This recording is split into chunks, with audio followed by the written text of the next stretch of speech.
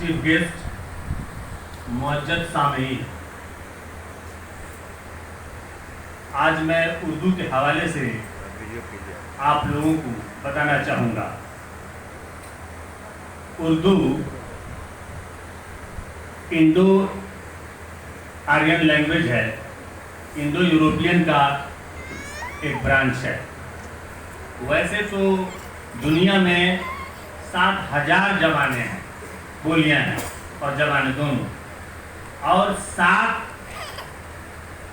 उसके लिसानी ख़ानदान है, लिंग्विस्टिक ग्रुप, जिसमें इंडो आर्यन या इंडो यूरोपियन सबसे बड़ा है। इंडो यूरोपियन का फिर 11 उसका ज़ैली शाखें हैं, जिसमें ईरानी और इंडो ईरानी की 2 शाखें हो गई, ईरानी और इंडो आर्यन। हमारे ताल्लुक इंडो आर्यन से है। हिंदुस्तान में जब आर्यन आए तो सप्त सिंधु में आबाद हो गए 2500 काफमिन बिफोर क्राइस्ट। वो जत्थे में आते रहे। पहले ईरान के हिस्से में आए, जहां 2500 काफमिन से लेकर 1500 काफमिन तक आबाद रहे। फिर वहां से वो शिफ्ट कर गए पंजाब और सिंध के इलाके में 1500 बीसी के आसपास में। उनकी जबानें संस्कृत की जबानें थी। तो ये जो संस्कृत की जबानें थी उसको 3 हिस्से में तकसीम करते हैं। चूंकि आर्यन बहुत जिसौर थे, सुपीरियर स्किल थे वाले थे, इसलिए शिफ्ट करते हुए सिंध और पंजाब से बढ़ते हुए अंबाला, फिर अंबाला से बढ़ते हुए पटना तक ये पहुंच गए। इस तरह हम देखते हैं कि संस्कृत की 3 शाखाएं हो जाती हैं। जो पश्चिम सिंध और पंजाब के तरफ वाली हैं उसको उद्रिजा के नाम से जानते हैं, जो प्योर संस्कृत। उसके बाद से सिंध और पंजाब से निकलकर जब हम अंबाला तक आते हैं तो ये वाला जो हिस्सा है, जो मध्य वाला है, इसको हम मध्यादेशा के नाम से जानते हैं।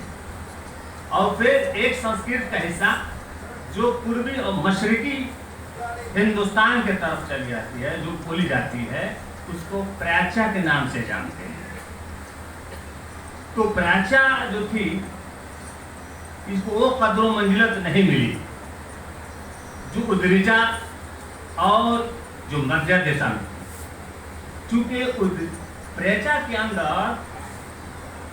ल और र 2 जो साउंड था, तो र को ल में बदल दिया जाता था, जैसे राजा को लाजा कहा जाता था।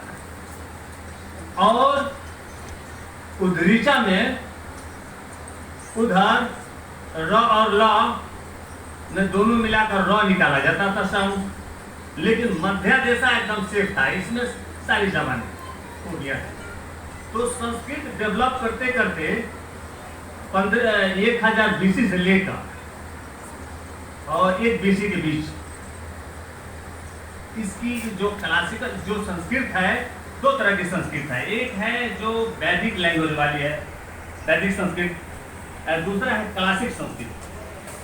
तो वैदिक संस्कृत में क्या है कि इसमें 4 ग्रंथें सामने आती हैं, ऋग्वेद, यजुर्वेद, सामवेद, अथर्ववेद। उसके बाद में अदबी जबान डेवलप होती है संस्कृत में, जिसमें रामायण और महाभारत की तसानीफ की जाती है।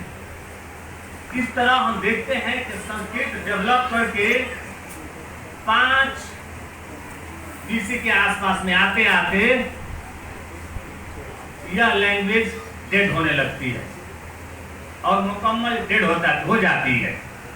और सिर्फ एलाइड ग्रुप ही संस्कृत बोल पाते हैं, जिसमें ब्राह्मण अपनी धार्मिक अनुष्ठान के लिए, मजहबी तकद्दुस के लिए इस्तेमाल किया करते थे। उसके बाद में जो जबानें उभर कर आई संस्कृत पे, उसमें कई जबानें सामने आती हैं। उसमें बोलते हैं प्राकृत।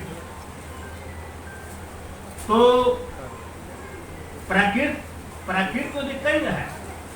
पूरब की तरफ आते हैं तो मगधी प्राकृत, अर्धमगधी प्राकृत, महाराष्ट्र में महाराष्ट्री प्राकृत, और जाते हैं कश्मीर और पंजाब की तरफ तो कसाचा प्राकृत। लेकिन जो मध्य देशा वाला हिस्सा है